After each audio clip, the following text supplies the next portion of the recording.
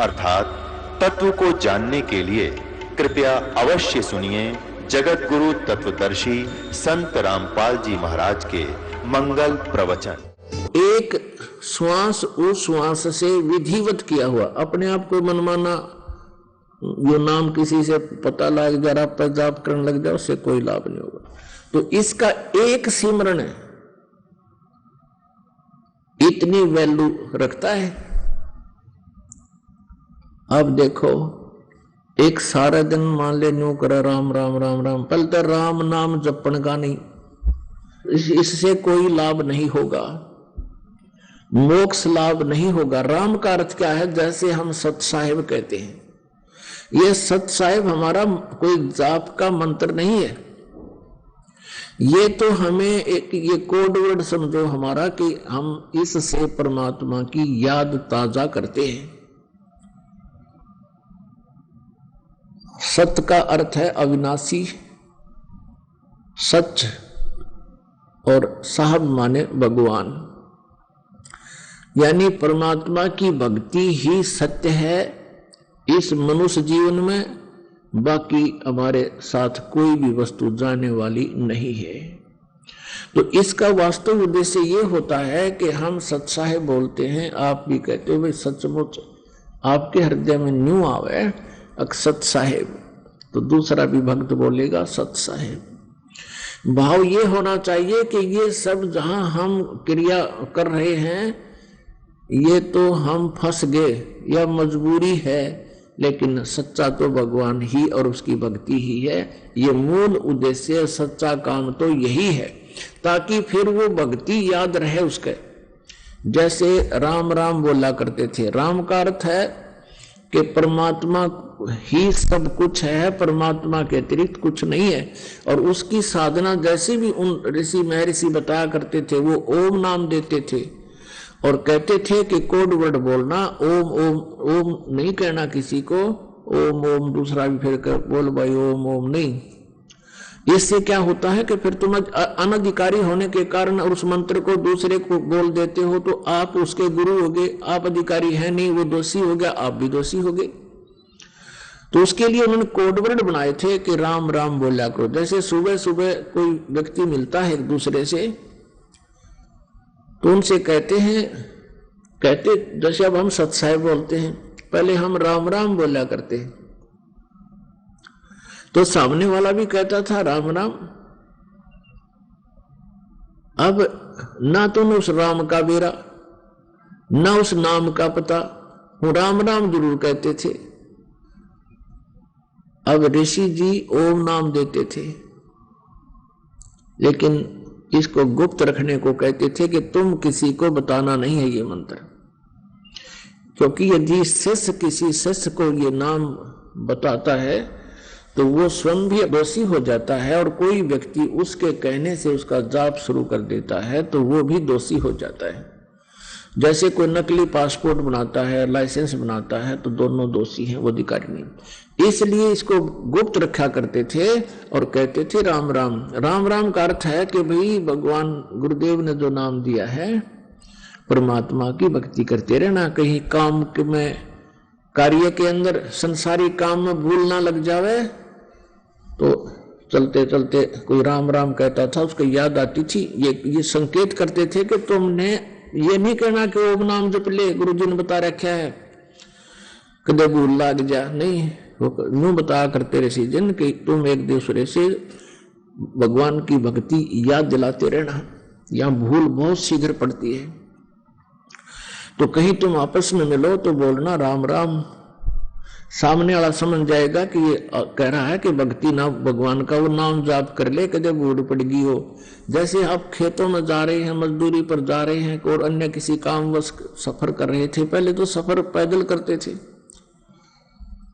तो रास्ते में कोई व्यक्ति मिल जाता और उसका भूल पड़ जाती थी कोई इधर उधर के विचारों में, सामने वाला कहा करता राम राम भाई राम राम, फिर वो कहता था राम राम राम राम राम राम, हो कहता मैं भूल गया था भाई। अब तो वो मन आध घंटे तक फिर समन होता रहा उसका, फिर भूल सी पड़े, इतने कोई फिर टकरा जा राम राम कहने वाला।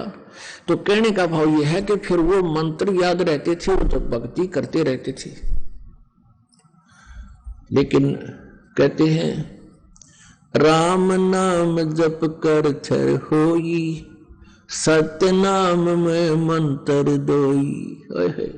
राम नाम जप कर थर होई, स्थिर माने फॉर एवर, सतलोक में रहना, फॉर एवर, यानी फिर कभी लौट कर नहीं आओगे। उसको राम नाम जप कर थर होई, और सत नाम में है वो मंत्र दोई। ये है राम नाम, वो सतनाम के 2 अक्षर का ये राम नाम है। और वो राम नाम जपते थे केवल एक ओम ही। तो ये इनकम्प्लीट था, और उनकी जाप करने का तरीका भी एक मजदूर वाली कमाई थी। दास जो आपको बताना चाहा था, अब उस पॉइंट पर आया है कि वो जो साधना थी मौखिक जाप की, ओम ओम ओम ओम ओम ओम, फिर कोई न कोई ओम, 1 घंटे में कहूँ ओम कहूँ, ये सारी बकवाद थी। तो ये इसलिए तो वो तो 10 लाख बार मौखिक जाप करे, और एक बार श्वास से जो दास बताओगा, वैसे अपने आप चाहे वो ओम वाले उपकरण भी लाग जी, उससे कोई लाभ नहीं होगा, क्योंकि उनका तो आदेश वैसे ही करना है। तुम वैसा करोगे तो तुम्हारे भगवान का आदेश खंडन होने से दोषी हो जाओगे। और हमारे भगवान का आदेश है श्वास उश्वास में नाम जपो, व्यर्था श्वास मत खो, न जाने इसे श्वास को हो, आवण हो के न हो। अब हमारे भगवान का तो आदेश है कि श्वास उश्वास से नाम जपना है, और इनके भगवान का आदेश है कि उच्चारण करके करना है। तो अगर वो उच्चारण ना करके वैसे करेंगे तो वो उसका आज्ञा की अवहेलना होने से भी अपराधी। यानी इस काल ने तो आपको यहां फंसा कर रखना है। इसका उद्देश्य यही है कि आत्मा, इसको मालूम है कि आत्मा भक्ति बिना नहीं रह सकती। इसको परमात्मा की तरफ उसी दिन से होगी थी जिस दिन से ये सतलोक से इस काल के साथ आई थी। उसी दिन से प्रभु की आवश्यकता इसको महसूस होने लगी थी, और आज तक हम उसको प्राप्त नहीं कर सके, क्योंकि हम काल के द्वारा भ्रमित ज्ञान पर आश्रित रहे। उस अज्ञान को हटाने के लिए स्वयं परमेश्वर कबीर देव जी आते हैं और वो ऐसा ज्ञान सुनाते हैं, और ज्ञान सब ज्ञानड़ी, ये कबीर ज्ञान सो ज्ञान, जैसे घोड़ा तोब का अब करता चले मैदान। ये तोब का घोड़ा था परमात्मा की, ये सतभक्ति, सतनाम, सच्चे नाम, सही मंत्र। तो इस प्रकार आप जी इस भक्ति को विधिवत करके धनी हो जाओगे राम नाम के। कबीरा सब जग निर्धन, धनवंता ना कोई, धनवंता सो जानियो जिस पे राम नाम धन होए। अब कौन से राम का धन, कौन से राम का नाम है? हमारा राम का नाम है ये 3 मंत्र का, ओम तत् सत। ओम ब्रह्म की मजदूरी और तत् सांकेतिक है, ये अक्षर पुरुष की मजदूरी, और सत जो सार नाम है ये परम अक्षर ब्रह्म की पूजा। ये परम अक्षर ब्रह्म की पूजा।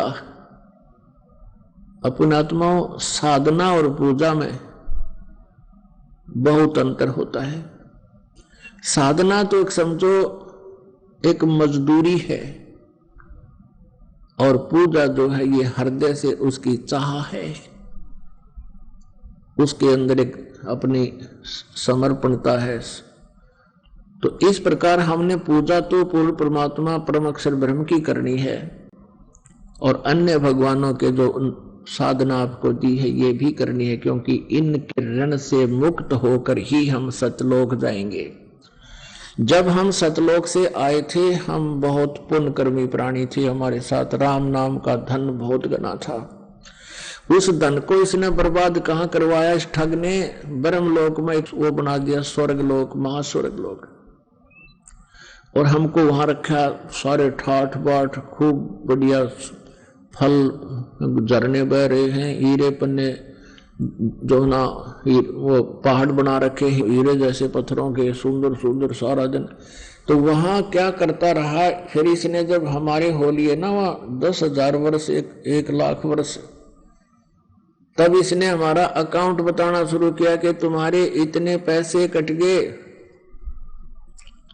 हम जावा कि तुम्हारे कट गए तो कट गए, यानी हमारे पुण्य इतने अक्षीण हो गए। फिर डिटेल आने लगी कंप्यूटर पे, डिजिटल बोर्ड पे, आप जी की इतनी पूंजी समाप्त, आपके इतने चार्जेस यहाँ के। और जब वो वहां से इसने हमें लूट लिया, फिर इस पृथ्वी पर पटक दिया और कहा वो अपने पाप भोगो, वहां पर जैसा कर्म करेगा वैसा फल पाओगे। यहाँ का विधान है।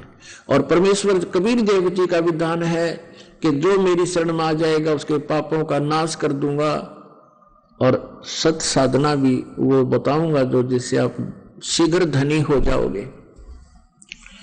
तो इसलिए परमात्मा सतलोक से गमन करके आए थे, वहां से गति करके आए थे हमें ये तत्व ज्ञान बताने के लिए। तो पुण्यात्मा, परमात्मा को पाना बहुत आसान है, सतलोक में जाना बहुत आसान है, लेकिन काल भगवान ने जो हमारे ऊपर ये अननेसेसरी बोझ लाद रखा है, जैसे 56 प्रकार की पूजाएं, नाना प्रकार की रीति रिवाजें जिनका कोई औचित्य नहीं, हम बेमतलब अपना समय व्यर्थ करते थे। जैसे होली मनाते हैं, दिवाली मनाते हैं, अब इसमें के फंड शुरू कर दिया, बम भटकावेंगे, कितना प्रदूषण हो जाता है। किसी की आंख में डाला, आंख फूट गई, किसी के कपड़े जल गए, किसी के खेतों में पूड़ियां जल गई, किसी के घर में आग लग गई, और प्रदूषण निरा। और सारी रात बड़ा है बड़ कोई मरीज है, बीमार है, उसने वो परेशानी रहे। ये कोई खुशी का तरीका है? और फिर उद्देश्य क्या? बोला इस दिन भगवान श्री राम सीता ने लेकर आया था, दिवाली वाले दिन वापस आया था, और वह गई भी तो थी का डिवीजन 2 साल पाछे। फिर वो क्यों ना मनाया जिस दिन वह मां दुखी रही, सारी उम्र तंग पाई। इस एक दिन के दिवाली वाले दिन ने के दे दिया सीता जी को, आजीवन भटकती रही, एक जंगल में टाइम पास किया, 2 बच्चों को लेकर के रहती थी। तो ये काल ने हमें ऐसा बना रखा है कि हम या तो भक्ति करें, नहीं करें तो ड्रामा सा करें, बस फिर इनको डाल दे इसमें 84 लाख योनियों।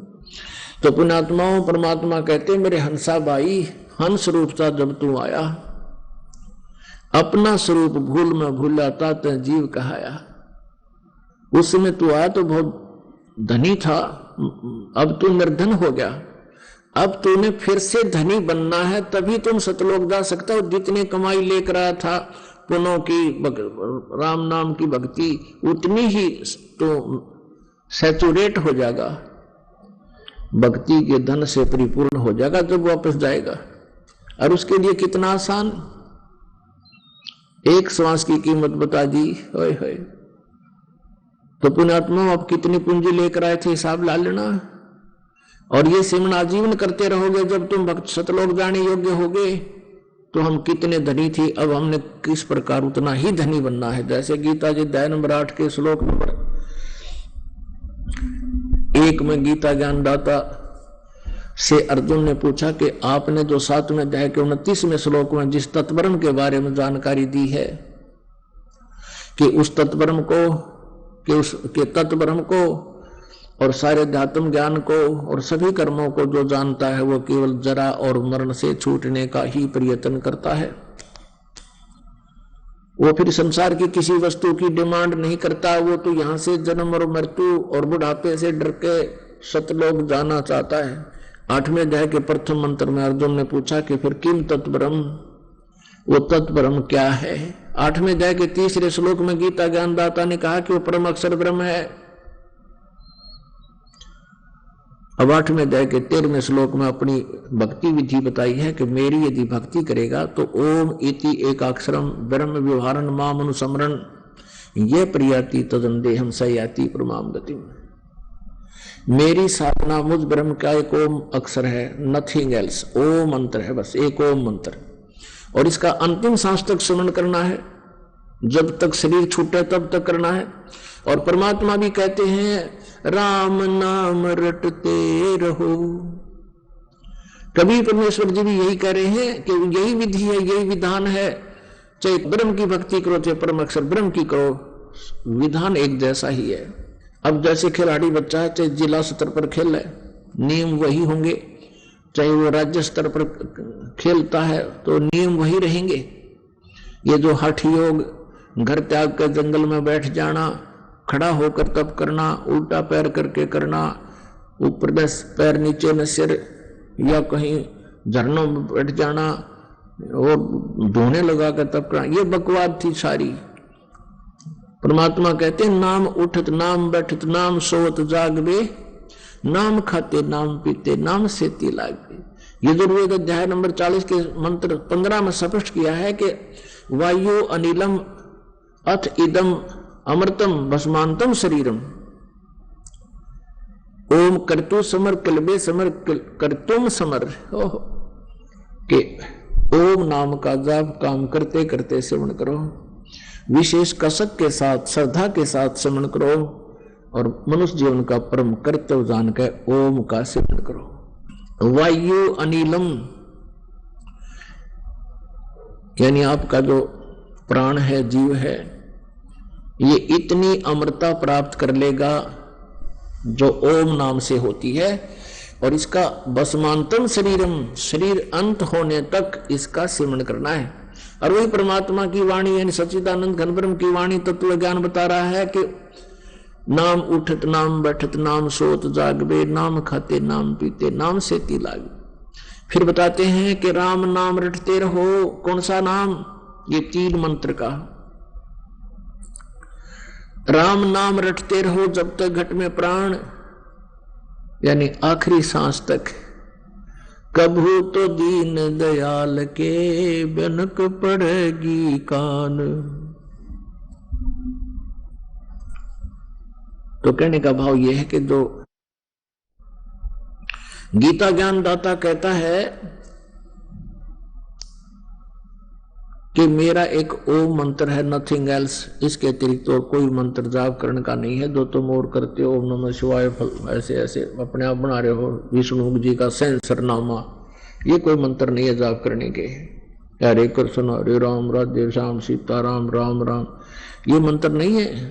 जब हम गीता जी को एक सत शास्त्र मानते हैं तो उसका अनुसरण भी करना चाहिए हमने,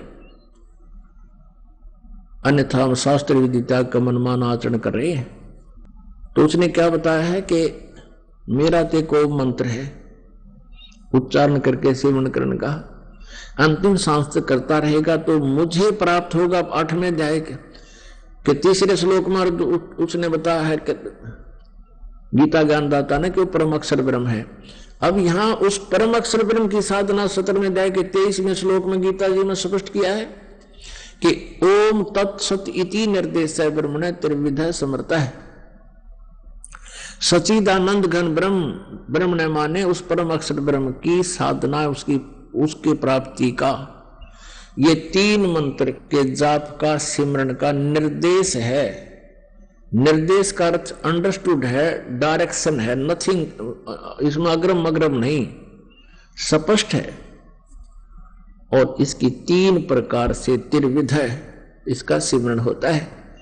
तत् और सत्य सांकेतिक है और इनका 3 ही तरीके से सिमरण होता है। जिनको सारनाम प्राप्त है, अब तीनों मंत्र मिलके चलते हैं उनके। ओम ब्रह्म का है, तत्व ये अक्षर ब्रह्म का है, जिसको परब्रह्म भी बोलते हैं, अक्षर पुरुष भी कहते हैं। और सत्य ये सांकेतिक है, सत्य भी और तत्व भी सांकेतिक, और सत्य है ये परम अक्षर ब्रह्म का मंत्र है। तो इसमें जैसे आप जी को बताया कि एक तो साधना है, एक पूजा है, तो 2 मंत्र का ये सतनाम है, ये तो साधना है, और तीसरा मंत्र सार नाम है, ये पूजा है। इसका 3 प्रकार से सिमरन होता है। जिनको ये नाम प्राप्त है वो खूब अंडरस्टूड करते हैं, समझते हैं इसको, उनको अंडरस्टूड है। अच्छा, आपको बताया जा रहा है कि इसने क्या बताया है कि 8वें अध्याय के 5 और 7 श्लोक में गीता ज्ञानदाता कहता है, तू मेरा सिमरन कर, युद्ध भी कर और मेरे ही भाव में भावित रहे, मुझे प्राप्त होगा। फिर 8वें अध्याय के 8, 9, 10 में तुरंत 3 मंत्रों में क्लियर किया है इसने कि यदि तू परम अक्षर ब्रह्म की पूजा करेगा तो उस भक्ति की कमाई से, भक्ति योग के बल से, योग माने साधना से, उस भक्ति की शक्ति से तू उस परम अक्षर ब्रह्म को प्राप्त होगा। यानी कहने का दास का उद्देश्य जो अब था कि हम जो कमाई नाम की करेंगे, इसकी भक्ति की शक्ति, इस कमाई से हम सतलोक जा सकेंगे। और वो कमाई हमने गणी करनी पड़ेगी, क्योंकि हम निर्धन गणे हो लिए। पहले हम ओम नाम का जाप करते थे और कोई पता नहीं था। ओम नाम का जाप जैसा भी उच्चारण करके हमने किया, सारी उम्र करे, हजारों वर्ष तक की आयु होती थी, तो इससे कुछ पुण्य बन जाते थे, उनसे फिर ब्रह्मलोक प्राप्ति होती थी। ब्रह्मलोक में जाके इसने फिर ठगना था हमारे को। हम इससे पहले इससे भी धनी थे, जब हमने खाली करके हमें पटक दिया यहाँ पे, ये हमारे साथ धोखा कर रहा है। तो ब्रह्मलोक में गए, वहां भी फिर अपनी वह जेब में जो खर्च था, पूंजी थी, नाम की कमाई थी, वहां के सारे ठाठ, जैसे रेस्टोरेंट होते हैं ऐसे ये स्वर्ग हैं। रेस्टोरेंट में धनी व्यक्ति ही रुक सकता है जिसकी जेब में अच्छी मोटी हो। और फिर क्या होता है, उसी की सारा खर्चा उसी को देना होता है, कमरे का किराया भी, सारा खाना पीना सब चार्जेस। और धीरे धीरे उसकी जेब हल्की हो जाती है। फिर जब उसको पता लग जाता है कि जेब में 500 रुपये रह गए, किराया खिसक ले यहाँ से, तो वो सारी अपनी जेब कटवा के यानी उस होटल में बर्बाद करके वापस आ जाता है। ऐसे ये स्वर्ग और महास्वर्ग हैं, इस काल ने हमें धोखे में डाला हुआ है। तो हम ऐसे गलती करते रहे, हमें पता ही नहीं था, विकल्प नहीं था। अब विकल्प है हमारे पास, परमात्मा ने बता दिया। अपनी पूंजी को व्यर्थ नहीं करना, किसी को आशीर्वाद नहीं देना, नहीं तो आप की पूंजी खत्म हो जाएगी। आपको आपने किसी के हाथ पे, सिर पे हाथ रख भी नहीं रखना, आपकी पूंजी जाए। पहले तो आप भी खाली थे और अगला भी खाली था। अब खाली बर्तन एक दूसरे को करें जाओ न, उसमें क्या आना जाना था, कुछ भी नहीं था। तो पहले तो आप किसी ने आशीर्वाद दो थे, ना अगले का कुछ लाभ होना, ना आपका हानि होनी थी। वो तो न्यू का न्यू थे, पैरेलल थे, अब तो दोनों खाली। तो अब आपने अपने टायर में, अपने पहिए में हवा भरनी शुरू कर दी, पंप दे दिया आपको दास ने। अब आप हवा भर रहे हो पंप से, और आपने अपने दूसरे मित्र की गाड़ी में अपने टायर से पाइप ला के उसका टायर में डाल दिया, ना वो चालन दोगा रहा ना आप कर रहा, यानी आप भी खाली कर लिया पहिया। तो उसका प्रोसीजर ये है कि आप जी उसको भी पंप ही दिलवाओ कि इससे अपना हाथ से अपने प्रयत्न करके आप भी अपना भक्ति की ये जो हवा भरो, सिमरन करो। तो ऐसे आप जिन्हें अपनी भक्ति को बचा के रखना। जैसे माता गर्भ को रखे यत्न बनाए, ठेस लगे तो छन हुए तेरी ऐसे भक्ति जावे। जैसे किसी बहन को, माता को गर्भ रहा हो, अब वो जानती है उस गर्भ को कैसे सुरक्षित रखना होता है। धीरे धीरे चलती है, कहीं ऊंचे नीचे में पैर झटका लग जाए, मेरा गर्भ ना गिर जा। रात के समय भी, सोते समय, करवट बदलते समय भी उधड़ के पड़ती है, कहीं बच्चे पे दाब ना आगी हो। खाने पीने में भी कंट्रोल, संयम रखती है, तब वो एक पुत्र या पुत्री रूपी लाल प्राप्त कर लेती है। ठीक इसी प्रकार पुण्यात्मा आप जिन अपनी भक्ति को ऐसे संभाल के रखना है, जैसे माता गर्भ को रखे यत्न बनाए और ठेस लगे तो क्षण हो जा, क्षीण हो जा। ऐसे भक्ति नसाए, ऐसे भक्ति नष्ट होती है आपकी। तो आप जी ने मर्यादा में रहना है, मर्यादा को तोड़ना नहीं है। इस प्रकार हम परमात्मा पाएंगे और सतलोक चले जाएंगे। और जैसी हम भक्ति करते रहेंगे उतना ही हमें लाभ मिलता रहेगा। अब परमात्मा ने एक हमें ज्ञान दिया है, यदि हम गलत कार्य करेंगे उसका फल हमारा गलत होगा, परिणाम बहुत भयंकर होंगे। और यदि हम परमात्मा की भक्ति करेंगे तो हमें बहुत लाभ होगा, परमात्मा का प्रोटेक्शन मिलेगा। क्या बताते हैं, मन तू पावेगा अपना किया रे, भोगेगा अपना किया रे। मन तू पावेगा अपना किया रे, भोगेगा अपना किया रे। अब यहां का विधान है प्रभु का कि जैसे तू कर्म करेगा वैसा ही फल मिलेगा। तो हम कर्म ही क्यों ना चेंज कर ले, हम उन कर्मों में ही परिवर्तन करेंगे। जैसे हम शराब पीते हैं, मांस खाते हैं या तम्बाकू प्रयोग करते हैं, तो उसका परिणाम हमने भोगना पड़ेगा, वो सितम जुल्म हमने भोगने पड़ेंगे। तो हम अपने कर्मों में ही परिवर्तन करें और फिर सत प्रयत्न करें, फिर देखे।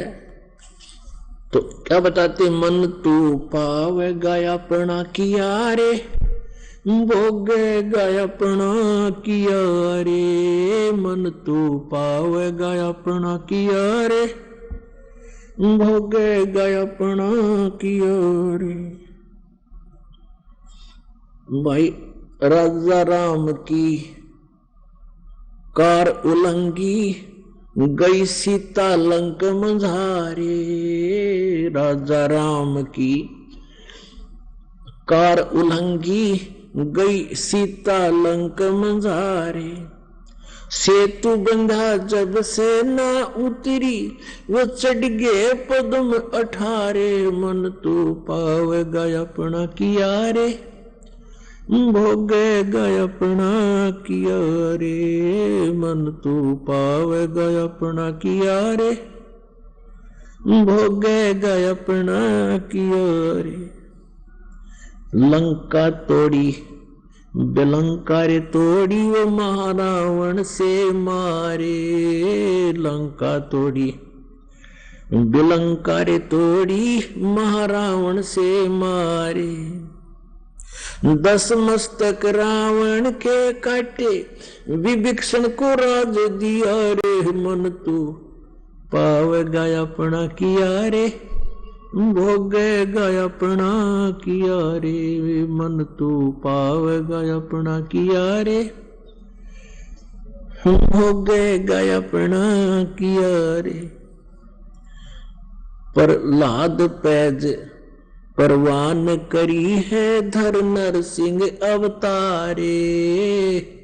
प्रहलाद पैज परवान करी है, धर नर सिंह अवतारे। दीन दयाल दया कर उतरे, रणा कुश उदर विदारे। मन तू पावेगा अपना किया रे, भोगेगा अपना किया रे। मन तू पावेगा अपना किया रे, भोगेगा अपना किया रे। हा हा हु बंदे होते तौलत हैं बलबारे।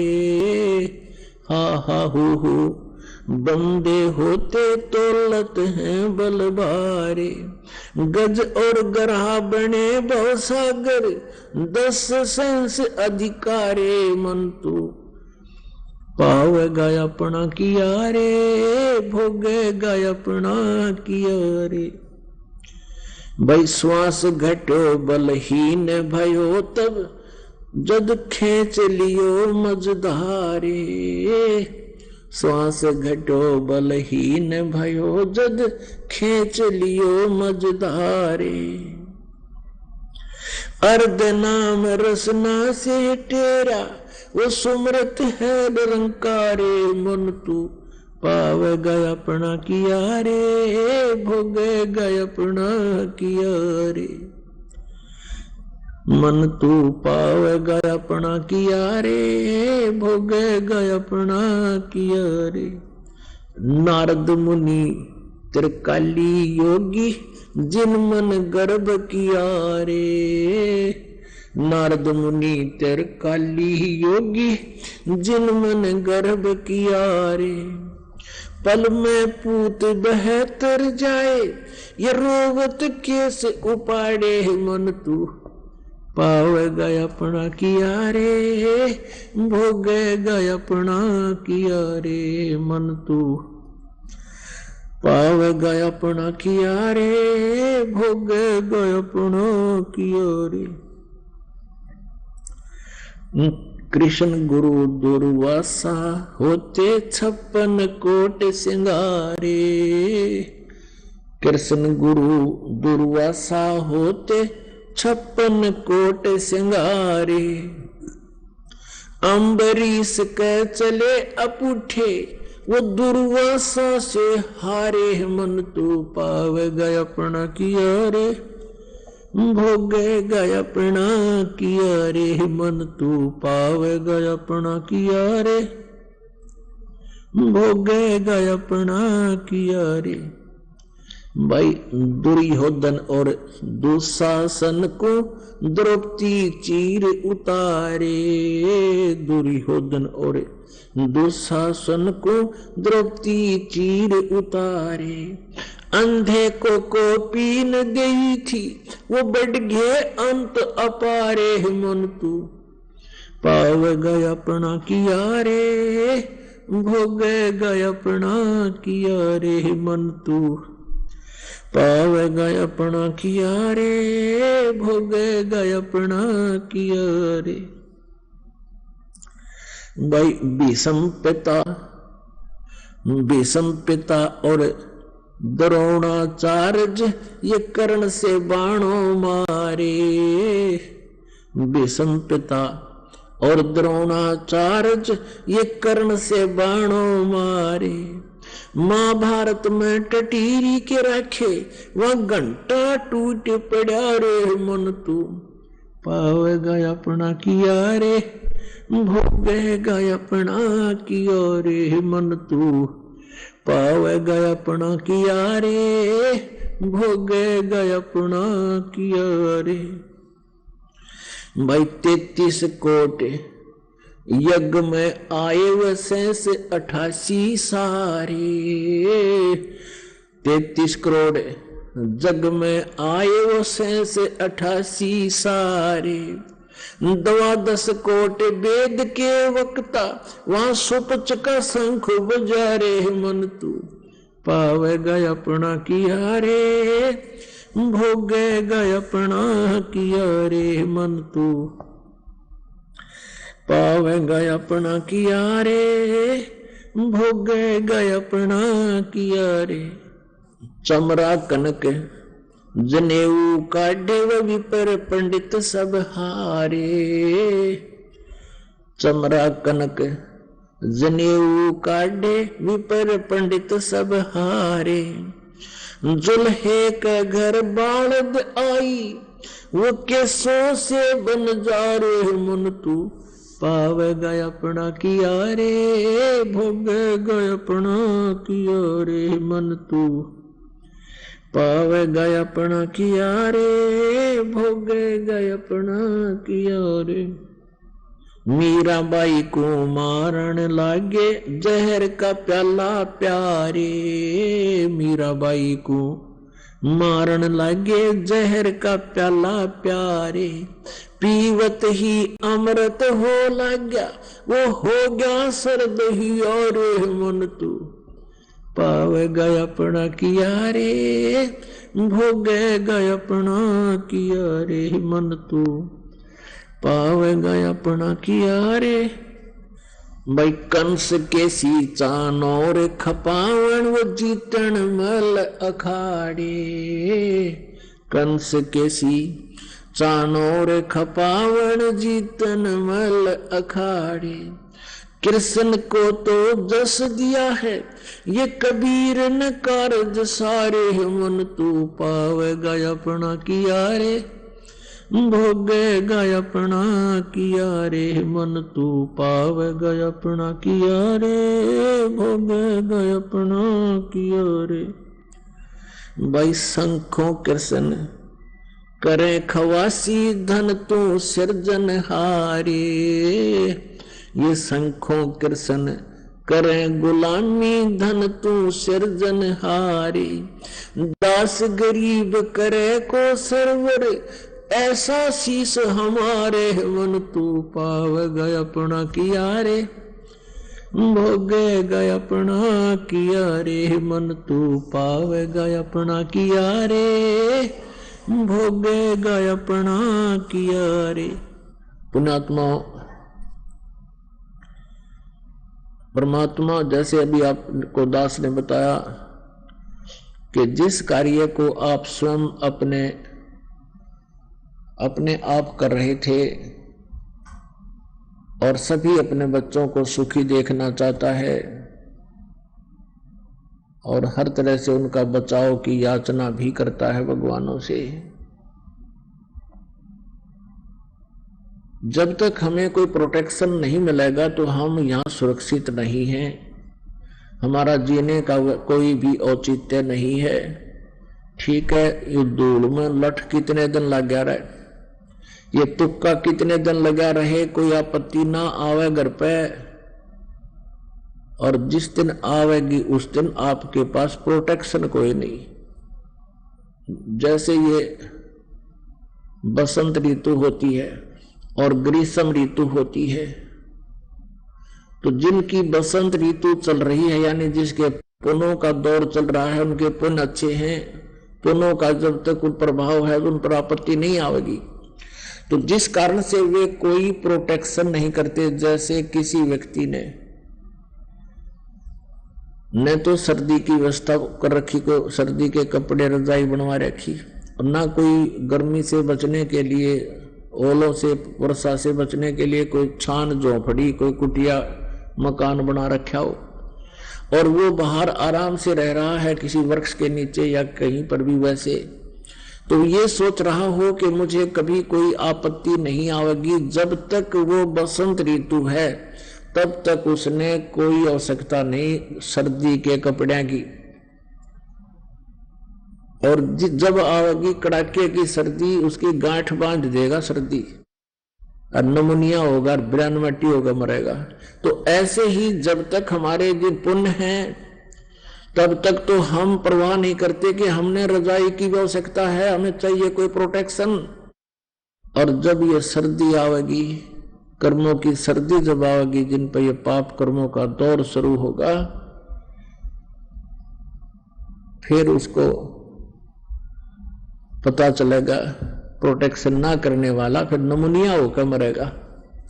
तो ऐसे ही जब तक हम सत साधना नहीं करते, पूर्ण परमात्मा की भक्ति नहीं करते, तो हमारे ना परिवार का प्रोटेक्शन ना अपना प्रोटेक्शन। और जब हम इस पर कबीर परमेश्वर की सत साधना करेंगे, पूर्ण संत से लेकर के सच्चे मन से मर्यादा में रहते हुए भक्ति करेंगे, तो आपको सुरक्षा कवच मिल गया। फिर आपका जीने का उद्देश्य ही कुछ भिन्न होगा। अपने आत्माओं, अब आपको जो ये कुछ उदाहरण दिए हैं शब्द के माध्यम से परमात्मा ने, उनमें यही बताने की चेष्टा की है कि जब तक आप जी अपने स्तर पर प्रयत्न करते हो वो सीमित है, और फिर भी जब एक व्यक्ति स्वयं अपने प्रयत्न से हार लेता है, थक लेता है, फिर वो परमात्मा की ही खोज करता है। उसको मालूम होता है कि भगवान हमें सुख देता है। जैसे एक हा हा हु नाम के दो तपस्वी थे। अब ये क्या करते थे, अब तप से क्या होता है, राज्य प्राप्त होता है और कुछ सिद्धियां आ जाती हैं। हा हा हु में इस बात पर बात ठन गई। हा कहता है मेरा तप ज्यादा है, मेरे पास शक्ति ज्यादा है। हु कहता है कि नहीं, मेरा तप ज्यादा है, मेरी शक्ति ज्यादा है। अपने बल का कौन शक्तिशाली है, किसकी तपस्या की शक्ति ज्यादा है, निर्णय कराने के लिए ये इंद्र के पास गए, ब्रह्मा के पास गए। ब्रह्मा जी ने कहा भाई, अब ब्रह्मा जी ने सोचा ये तपस्वी आदमी, ये तो सर्प हैं, जब एक को नो कह दिया इसका तप ज्यादा है तो दूसरा डंक मारेगा, शराब दे देगा तेरे को, क्यों पंगे में पा दिया। उनसे कह दिया भाई देखो, मैं तो अपना ये जो बहुत सा कार्य मेरे जिम्मे है इसमें व्यस्त रहता हूं और ना मैंने ऐसा कोई ज्ञान है, आप इंद्र के पास जाओ, इंद्र तप से ही बनता है। अब इंद्र के पास गए दोनों, इंद्र से ये प्रार्थना की कि हम बताओ हमारे में कौन सा का तप ज्यादा है। इंद्र कई बार बात याद आ गई, जय मैंने एक को कह दिया दूसरा फिर देगा शराब, ये तो चार खड़े फन फनाए। उसने कह दिया आप भगवान विष्णु के पास जाओ, भगवान विष्णु ही कुछ समाधान बता सकते हैं, मुझे इतना ज्ञान नहीं। अब विष्णु जी के पास गए, यही प्रश्न रखा, यह बात विष्णु जी के मन में आई। एक को कह दिया दूसरा चार खड़ा है तो तुरंत डंक मारेगा, शराब देगा, क्योंकि वो पहले नारद के शराब से दुखी हो रहे थे। तो उसने कहा देखो भाई मुझे इतना ज्ञान नहीं है, भगवान शिव जी तप ज्यादा करते हैं, वही बता सकते हैं। उन्होंने शिव जी की तरफ धका दी वह बीमारी। अब फिर शिव जी के पास आए, शिव ने कहा, शिव से ये प्रार्थना की, तो ये बात शिव जी के ध्यान में आई। शिव ने कहा कि भाई तुम ऐसा करो, मैं तो मेरा तो हो गया ध्यान का समय है, इतना समय मेरे पास है नहीं, आप यूं करो मतंग ऋषि के पास जाओ मृतलोक में। मतंग ऋषि, और मतंग ऋषि बहुत डील डॉल थे, बड़े तगड़े, अच्छे मोटे भारा कति तगड़े थे, बहुत बड़े अच्छे पेटू से। और वो बैठे थे अपना एक आसन लगाए कुटिया के बाहर, न पूरे दड़ंग थे। अब दूर से देखा उन दोनों ने, हा हु ने, एक के मन में आ गया कि बड़ा हाथी सा पड़ा है भाई, महात्मा दे हाथी सा बैठा है। अब दूसरे के मन में आए मगरमच्छ बैठा है भाई, तो मगरमच्छ सा पड़ा है। अब मन की बड़ी बकवास, बड़ी गंदी सोच है इसकी। कहते महापुरुषों के बारे में, संत महात्मा गुरुओं के बारे में मन में दोष भी नहीं आने देना चाहिए, लेकिन दोनों के मन में दोष आ गया। एक सिद्धि मन वृत्ति बतावे, एक सिद्धि ऐसी होती है इन तपस्वियों के पास जो सामने वाले के मन में के बकवाद है, क्या सोच रहा है वो बता देता है। तो वो मतंग ऋषि के पास वह सिद्धि थी। हा हु ने जाकर कहा कि महाराज जी हमारा फैसला करो, मैं कहता हूं मेरी तपस्या ज्यादा, यूं कहता है मेरी। मतंग ऋषि ने कहा कि तुम फैसला तो कर ले भाई, और स्वयं करो अपना फैसला। तो तूने क्या सोचा था मेरे बारे में, बड़ा हाथी सा पड़ा है, जब तू हाथी का जन्म ले। और तूने क्या कहा था, मगरमच्छ जैसा है, जब तू मगरमच्छ बन जा। अब उन दोनों का शरीर उड़े छूट गया, दोनों मर गए। एक हाथी बन गया के जन्म लिया, एक ने मगरमच्छ का जन्म हो गया। अब कहते पिछले तप से होते हैं ये सारे अड़ंगे, जो पिछले संस्कारों से ही आपके, जो दास आपको बताना चाह रहा था कि आपके यहाँ कहते हैं, कबीर परमात्मा कहते हैं, एक लेवा एक देवा दूतम, यहाँ कोई किसी का पिता नहीं पूतम। ये तो ऋण संबंध जुड़ा एक ठाठा, अंश में सब 12 बाटा। कहने का भाव ये नहीं है कि माता पिता और ये कोई हमारे नाते, इनको भूल जाओ, इनको छोड़ दो, ये नहीं कहने का भाव ये है। इस गहराई को समझाना चाहते हैं परमात्मा कि आज ठीक है आप पुत्र हो, आपका पिता है, माता है, भाई बहन, पत्नी है, बच्चे हैं, आपकी अब मृत्यु हो जावे, मृत्यु होकर आपका जन्म मनमाना नाइजीरिया में हो जाए, उड़े खाओ कच्चा मांस और बोलो ग्रहण के एंड बैंड बोलने ना वह भाषा है, तो आपका यू परिवार हुआ कैसे, आपका कहां से है ये? तो यहां संस्कारों से हम जुड़े हुए हैं और हमारे संस्कार है नाइजीरिया मान ले तो वहां जन्म होगा। तो यहां क्या बताते हैं, पिछले ही संस्कार जो उन्होंने किया था उसी आधार से एक मगरमच्छ बन गया, एक हाथी। अब जब वो दोनों युवा हो लिए उनके, वो आया फिर अपना तपस्या आजमाने का समय, हाथी पानी पीने गया था दरिया पे, मगरमच्छ ने हाथी का पैर पकड़ लिया, मगरमच्छ दरिया में खींचे, हाथी उसने आधा सारा बाहर खींच लिया है, कभी वो हाथी को खींच ले जा, कभी हाथी उसने बाहर, ऐसे कहते हैं 10,000 वर्ष से भी अधिक समय तक ये ऐसे अपना वो खींचातानी करते रहे। शाम के समय छोड़ दें, वो अपना चारा चरा में, सुबह आते फिर हाथी पैर पकड़वा देख ले, पकड़े हम देखो, और मगरमच्छ उसने फिर घसीटे, वो उसने घसीटे। तो फिर क्या हुआ कि उसके हाथी के जो आसपास साथी थे उसके, वो क्या करते थे, आसपास से वो केले के वृक्ष तोड़ तोड़ के लाया करते, उस हाथी ने छकाया करते, फिर नो अकचाली तो लड़ उसके ला कर कुश्ती। अब क्या हुआ कि आसपास के सभी वो 10,000 वर्ष थोड़े हुए, सारा जंगल खाली हो गया, खा गया उन्हें। अब हाथी के पास उसके साथी थे, वो चले गए, कुछ मर गए, भूखा रहने लगा, उसको पूरा आहार भी नहीं मिल रहा था, वो कमजोर हो गया, बलहीन हो गया। अब मगरमच्छ का तो वहां सारी व्यवस्था थी, नरी मछलियां पैदा हुए और खाओ खूब डट गए। तो उसने क्या किया, हाथी को खींचना शुरू किया जल में, खींचते खींचते एक मिलीमीटर जब उसका समझो सूंड बाहर रह गया, सूंड। अब हाथी का श्वास सूंड में के माध्यम से आता है, हाथी सारा चला गया और सूंड का समझो जल में जाती मर जाना था उसने। तो उस समय हाथी ने परमात्मा याद किया,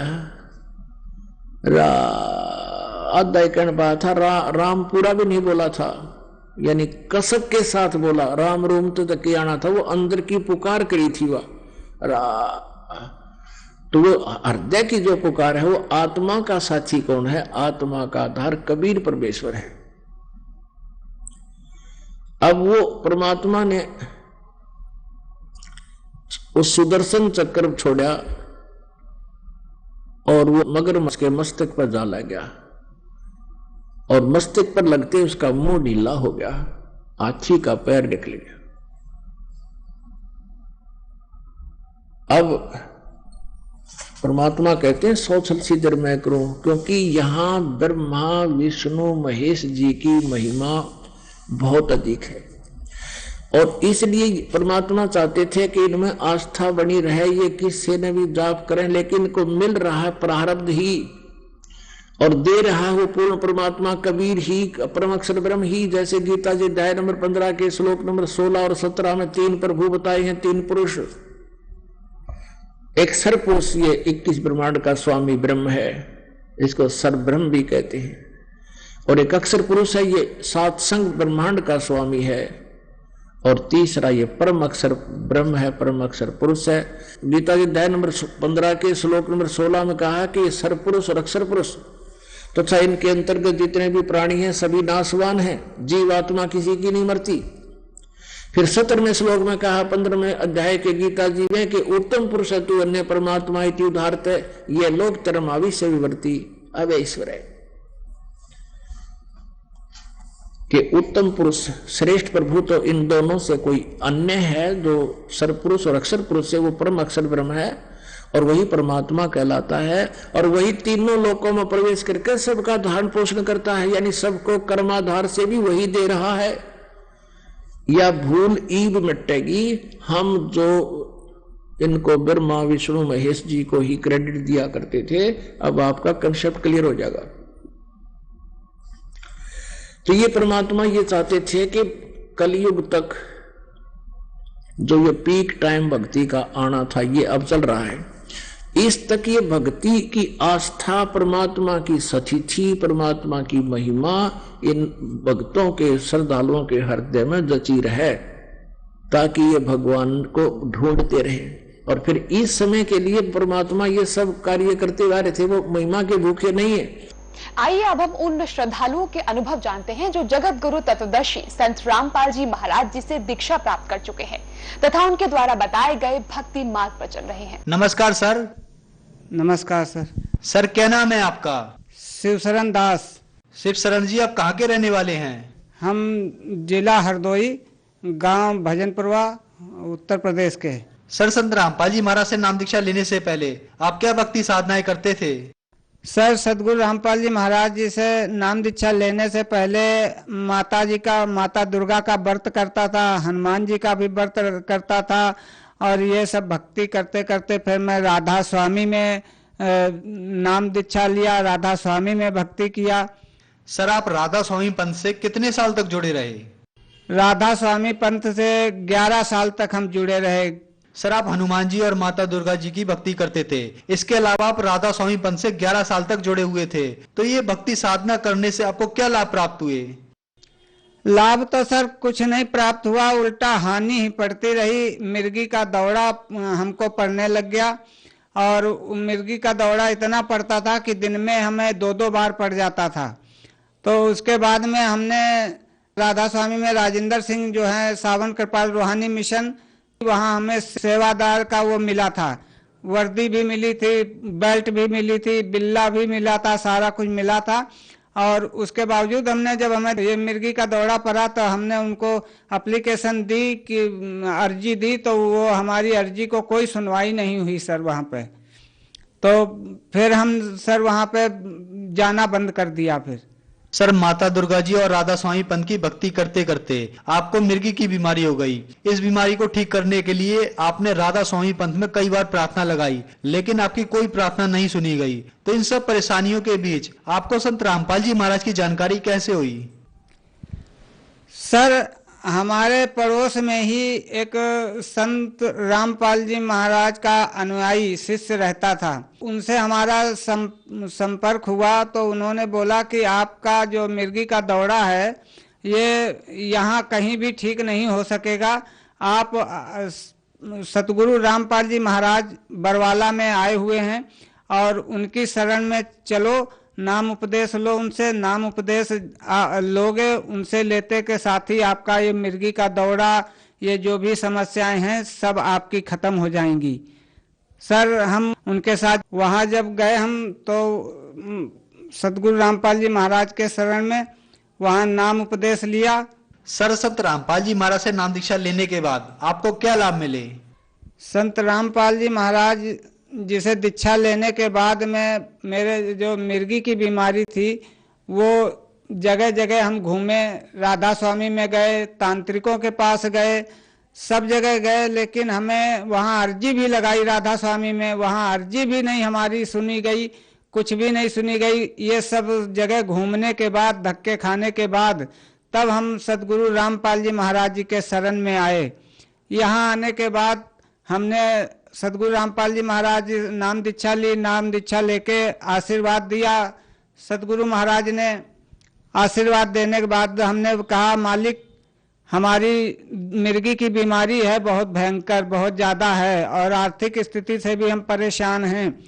सदगुरु रामपाल जी महाराज ने जैसे ही सर के ऊपर आशीर्वाद भरा हाथ रखा, वैसे ही हमारे बीमारी उसी समय सब खत्म हो गई। सर, उसके बाद कुछ दिनों के बाद फिर हमारी रोजी रोजगार के लिए हम सर आगरा में भी गए, आगरा में काम किया, लखनऊ में भी काम किया, ग्वालियर में भी काम किया, और सर ये कानपुर में भी काम किया।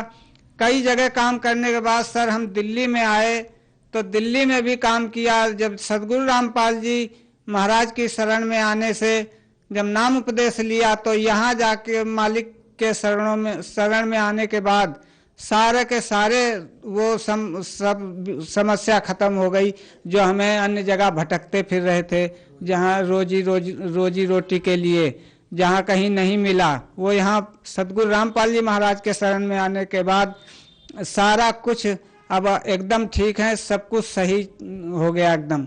सर एक और लाभ हुआ, हमारी पत्नी जो थी उनका एक्सीडेंट हुआ था।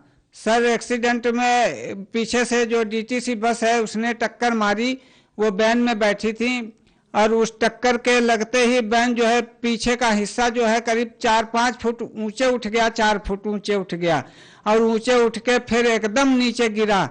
तो वो पीछे बैठी थी और पड़ोस में बैठे थे जो बगल में, सर उनके तो चोट लगी, उनके किसी के खून आ गया, कुछ किसी के कांच टूट के लग गया, लेकिन हमारी पत्नी के जो है बिल्कुल कुछ नहीं, उनको कुछ नहीं हुआ। उनके कमर में मामूली सी बिल्कुल ना के समान चोट आई, वो भी दवाई गोली वहीं दुकान से ले ली, 1 टिक्की 2 टिक्की खाई और एकदम वो ठीक हो गई। आज वो सतगुरु रामपाल जी महाराज की शरण में अगर नहीं होती तो शायद वो बचती भी नहीं। वो सतगुरु रामपाल जी महाराज ने दया करी उस भयंकर घटना से जो वो बच गई हैं। ये सतगुरु रामपाल जी महाराज का ही सब चमत्कार है। और लाभ सर बहुत लाभ हुए हैं और कितने लाभ गिनाऊं। बेटी को कहीं जुखाम, कहीं बुखार, कहीं कुछ छोड़ते नहीं था, आए दिन परेशान रहते थे और उस समस्या से जो है दवाई डॉक्टरों को वहीं दिखाया करते थे कॉलोनी में, उनसे बहुत परेशान, रोज पैसे जा रहे हैं, तीसरे दिन चौथे दिन 100 रुपया जा रहा है, 150 रुपया जा रहा है। सर वो ठीक नहीं होती थी। जिस दिन से सतगुरु रामपाल जी महाराज से नाम दीक्षा लिया उस दिन से बेटी भी ठीक है, घर में बच्चा 1 लड़का है, 2 बेटी हैं, सभी ठीक हैं। सर संत रामपाल जी महाराज की शरण में आने के बाद आपको बहुत सारे लाभ प्राप्त हुए, तो जो श्रद्धालु आज आपको देख रहे हैं आप उन्हें क्या संदेश देना चाहते हैं? सर उनसे मेरी हाथ जोड़ के प्रार्थना है कि आज वो जो अपना इधर उधर जीवन व्यर्थ कर रहे हैं, जो इधर कोई देवी में लगा है, कोई दुर्गा में लगा है, कोई हनुमान जी की भक्ति कर रहा है, कोई भैरव की कर रहा है, कोई भूत पूजा कर रहा है, तो ये सारी की सारी जो पूजाएं ये हमें मुक्ति नहीं दे सकती। मुक्ति हमें सतगुरु रामपाल जी महाराज के शरण में आने से ही मिलेगी, सच्ची साधना करने से ही मिलेगी। तो ये मैं उनसे सबसे प्रार्थना कर रहा हूँ, सभी भाई बहनों से, सभी से कर रहा हूँ कि वो ये सब साधनाएं छोड़ के और सतगुरु रामपाल जी महाराज की शरण में आए और उनसे नाम दीक्षा लें और नाम दीक्षा लेके अपना कल्याण करवाएं। सर संत रामपाल जी महाराज से नाम दीक्षा कैसे ले सकते हैं? सर सतगुरु रामपाल जी महाराज जी से नाम दीक्षा लेने के लिए बहुत सारे चैनलों पे सत्संग आता है, उसके नीचे पट्टी एक है, उसमें जो है मोबाइल नंबर है, वो उसमें मोबाइल नंबर लिख के आप कांटेक्ट करें और पास के जो वो है हमारे सेंटर, वो सेंटर से आप नाम दीक्षा ले सकते हैं। धन्यवाद सर। सत साहिब।